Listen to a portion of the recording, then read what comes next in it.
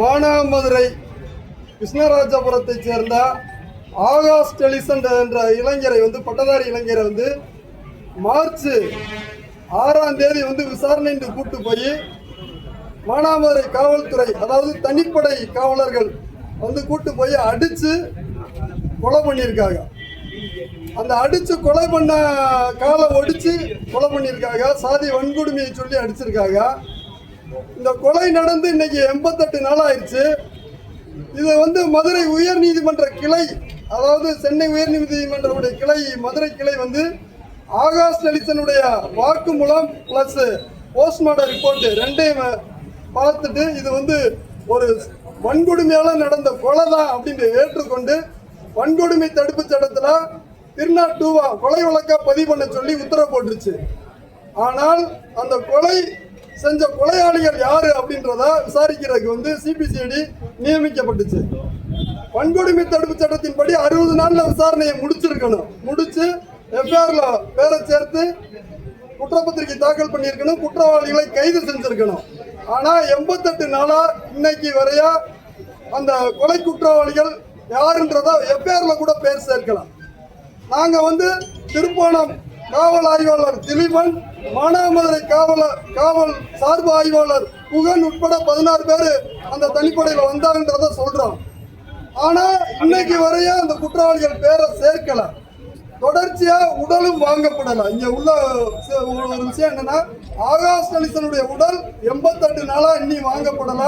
குற்றவாளிகளை கைது பண்ணணும் அப்படின்ற ஒற்றை கோரிக்கைக்காண்டி தொடர்ச்சியா போராட்டம் நடந்துருக்கு. அதனுடைய தொடர்ச்சியா இன்னைக்கு எங்க பகுதியில் உள்ள எம்எல்ஏ இளங்கோவன் எம்எல்ஏ தாவைக்கு எம்எல்ஏ பார்த்தா அவர் சட்டத்துறை அமைச்சர் போய் பாருங்க அப்படின்னு சொன்னாரு. நாங்க இன்னைக்கு முதல்வரையும் சந்திக்கிறதுக்கு தான் வந்திருந்தோம். ஆனா சட்டத்துறை அமைச்சர் எங்களை பார்த்தாரு.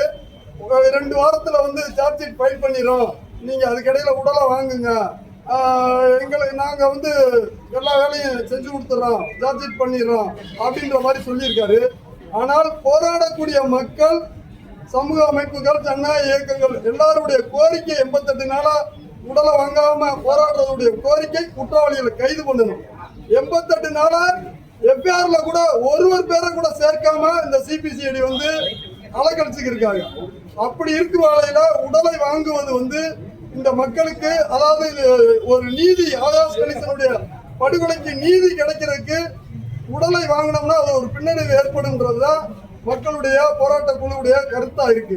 இருந்தாலும் சட்டத்துறை அமைச்சர் நீங்க வாங்குங்க அப்படின்ற மாதிரி கோரிக்கை வச்சிருக்காரு. அந்த கோரிக்கை 2 வாரத்துக்குள்ள சார்ஜ் ஷீட் ஃபைல் பண்ணிடுவாங்க அப்படின்னு சொல்லியிருக்காரு. நாங்களும் 2 வாரம் வரைய காத்திருக்க தயாரா இருக்கோம். இல்லைன்னா குற்றவாளிகள் தப்பிக்க வாய்ப்பு இருக்கு. இந்த குற்றவாளிகள் பல்வேறு வழிகளில் கோடிக்கணக்கான பணத்தை வச்சுக்கிட்டு செலவு பண்றோம். இந்த போராட்டத்தை உடைக்கிறதுக்கு முயற்சி எடுக்குது. மீடியாக்கள்ல கூட சிவகங்கை மாவட்டம், மதுரை மாவட்டம் இதுல நடந்த போராட்டங்கள் கூட செய்தி வெளிவராத அளவுக்கு கூட ஒரு சிக்கல் இருக்கு. அப்ப இங்க உள்ள ஊடகங்கள் இந்த செய்தியை வெளிக்கொண்டாருன்னு, ஆகாஷ் டெலிசனுடைய படுகொலைக்கு நீதி வேணும், குற்றவாளிகளை கைது பண்ணணுன்ற ஒற்றை கோரிக்கை தான் 88 நாளா போராடுறோம். அதுல முதல் படியா சட்டத்துறை அமைச்சரை பார்த்திருக்கோம். மீண்டும் எங்களுக்கு முதல்வருடைய சந்திப்புக்கு அப்பாயின்மெண்ட் கொடுக்கணும் அப்படின்றத இந்த மீடியா வாயிலா நாங்க கேட்டுக்கிறோம். குற்றவாளிகளை கைது பண்ணணும். கைது பண்ணாதான் நாங்க உடலை வாங்குவோம். சிபிசிஐடி இதுக்கு மேலே 90 நாள்லயாச்சும் கொலை வழக்குல சார்ஜ் ஷீட் ஃபைல் பண்ணணும். அந்த 90 நாள்லையும் கடந்து ஃபைல் பண்ணல அப்படின்னா அது இந்த மக்களை ஏமாற்றக்கூடிய இல்ல அதிருப்திக்கு உள்ளாக்கக்கூடிய ஒரு வேலையாத்தான் இருக்கும். அதனால சட்டத்துறை அமைச்சர் கேட்டுக்கொண்டதுக்கு என்னங்க, இன்னி 2 வாரம் கூட நாங்க காத்திருக்கிறோம். காத்திருந்து குற்றவாளிகளை கைது பண்ணாதான், சார்ஜ் ஷீட் ஃபைல் பண்ணி கைது பண்ணாதான் நாங்க உடலை வாங்குவோம்ன்றதுல உறுதியா இருக்கோம்.